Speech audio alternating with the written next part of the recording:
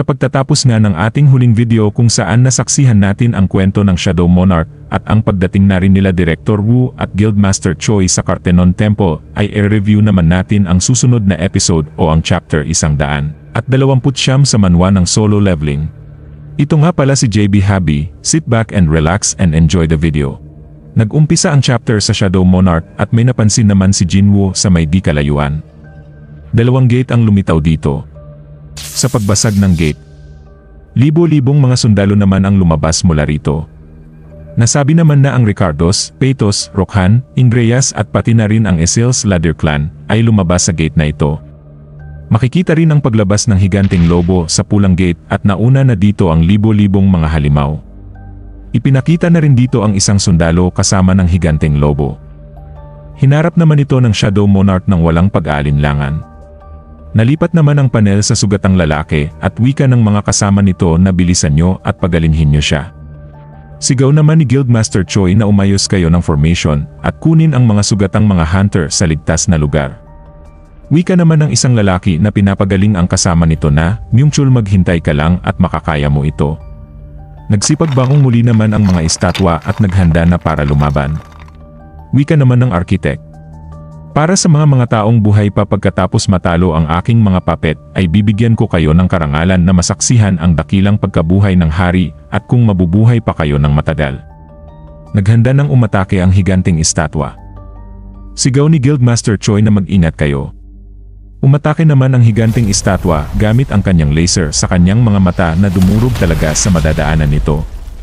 Nakailag naman si Guildmaster Choi sa ataking ito. Naghanda na rin itong umatake at ginamit ang kanyang mahika. Tumama naman ang atake sa ulo ng higanteng estatwa na bahagyang natigil sa pagkilos. Wika pa ni Guildmaster Choi sa kanyang mga kasama na wasakin na ang mga natitirang mga estatwa. Nagsimula namang umatake si Director Wu at sinuntok ang isang estatwa. Laking gulat naman ito nang hindi man lang gumalaw o napuruhan ang estatwa na kanyang inatake. Wika sa isip nito na mas matigas pa pala ito kaysa sa inaasahan niya. Umatras naman si Director Wu at inatake ni Guildmaster Choi ang estatwa. Wika pa nito na mag-ingat kayo mga kasama, ang mga estatwang ito ay masyadong matibay mula sa mga kinetic na atake. Makikitang hindi man lang nagalusan ang estatwang inatake ni Guildmaster Choi, at sa isip nito na kahit ang aking mga spells ay hindi tumatalab sa kanila, at mukhang hindi rin tumatalab ang mga ito sa mga magic. Sa kabilang banda naman, wika ng isang lalaki na Guildmaster Choi. Ang mga taunt skills ay hindi rin gumagana sa mga ito. Dugtong ng babae na pati na rin mga telekinesis na atake ay walang talab din dito. Sa isip naman ni Guildmaster Choi na mukhang mamamatay sila dito. Tinignan niya naman si Jinwoo at sa isip nito na wala na silang magagawa kundi gisingin ito. Inatake niya naman ng kanyang magic si Jinwoo at sa isip nito na baka nasa ilalim siya ng hipnotismo at ito lang ang paraan para magising siya. Nang papalapit na ang atake ni Guildmaster Choi kay Jinwoo ay hinarangan naman ito ng architect na nagpainis kay Guildmaster Choi. Sumugod naman sa kanya ang architect at wikang, ang lakas naman ng loob mong istorbohin ang pag-idlip ng hari. Hindi naman nakagalaw si Guildmaster Choi sa kanyang kinatatayuan at mabilis na rumisponde sila Director Wu na bahagyang nagpaatras sa architect. Sigaw naman ni Director Wu kay Hunter Cha, napipigilan namin siya dito at gisingin mo si Jinwoo. Mabilis namang kumilos si Hunter Chat at wikang, ako na ang bahala. Mabilis namang pinuntahan ni Hunter Cha si Jinwoo at nalipat naman ang eksena kay Jinwoo nang ayoy gulat sa nakikita nito. Makikita namang nagsimula ng maglaban ang mga Shadow Soldier at ang mga halimaw.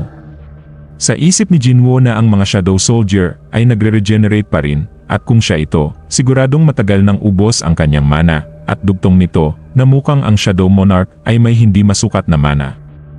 Ang mga demon at mga beast type na mga halimaw ay lumabas sa 2 gate at nagsimulang wasakin ang mga Shadow Soldier na makita nila. Siguradong may rason kung bakit nila nilalabanan ang mga kapwa nila halimaw kung ang digmaang ito ay sa pagitan ng mga Silver Army at ng mga halimaw.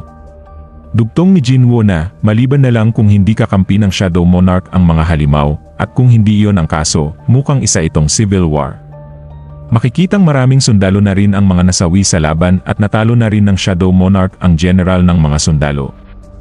Nilapitan naman ito ng Shadow Monarch at wikang, ngayong gabi ay nasa bingit na tayo ng ating walang hanggang digmaan, at bakit mo ako pinagtaksilan? Wika naman ng boss na, sa wakas ito ang tamang pagkakataon para tapusin ka.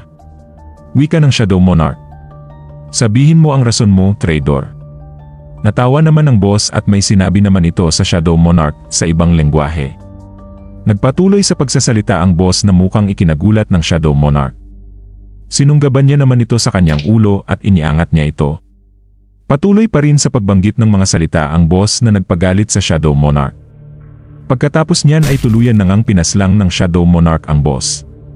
May naalala naman si Jinwoo nang makita ang mata ng boss at wikang. Ang mga ito ay pamilyar sa kanya at parang nakita na niya ito. May narinig naman siyang pagtibok at binitawan na ang halimaw. Bumagsak naman ang boss at patuloy pa rin ang tunog ng pagtibok.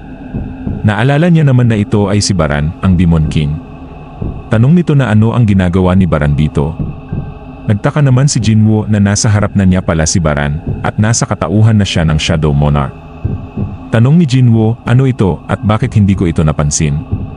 Patuloy pa rin ang tunog ng pagtibok at napansin niyang ito ay mula sa kanang bahagi ng kanyang dibdib. Ang tibok na ito ay ang Black Heart pala ng Shadow Monarch na nasa katawan na ni Jinwoo. Unti-unti namang nawala ang imahe ng Shadow Monarch kay Jinwoo. Napalingon naman siya sa langit at may napansin siya na may lumabas mula dito. Ito pala ay ang mga rulers. At dyan na nagtatapos ang save data. At dyan na rin nagtatapos ang chapter 129 sa manhwa ng solo leveling at see you sa mga susunod nating mga episode. Kaya kung nagustuhan mo ang video na ito ay mag-like, comment at mag-follow ka na rin sa aking channel for more videos like this. Muli, ito si JB Habi. Peace out.